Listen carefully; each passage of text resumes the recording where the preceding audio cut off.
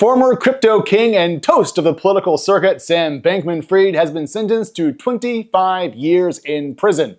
Let's get into it.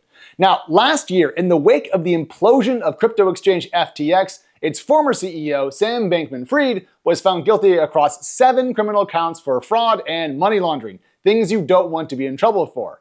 In the wake of his court loss, the former crypto powerhouse and venture darling could have faced more than 100 years behind bars. So, from one perspective, only 25 isn't that bad.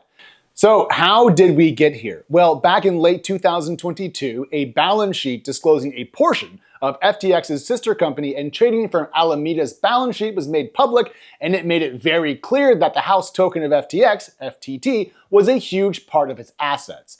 That kicked off a panic concerning FTX's liquidity, and if it was something more akin to a house of cards than the massive and seemingly endlessly wealthy crypto empire that it was made out to be. Eventually, the company filed for bankruptcy, which was led by newly installed management.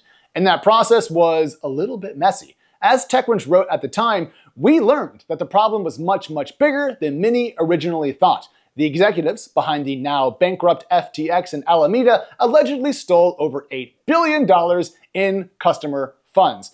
Bankman-Fried later went on to say that the funds weren't stolen, they were loaned to Alameda, but no one really bought it. The DOJ back in December of 2022 stated that Bankman-Fried knowingly defrauded FTX customers by misusing their deposits to invest in other companies and pay off lenders and expenses.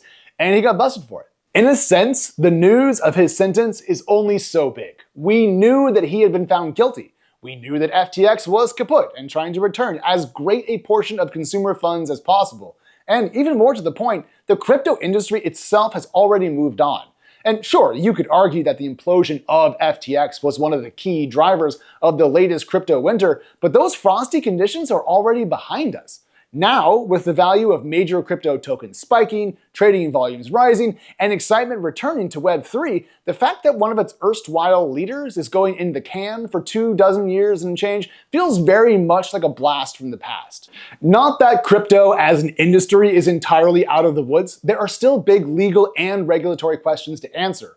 But the news this week puts a cap on what was one of its more interesting sagas and the bars in front of one of its former leaders. I am just sad that a man who helped make cargo shorts and flip-flops acceptable business attire wound up going to prison because it makes the rest of us who look like crap look bad.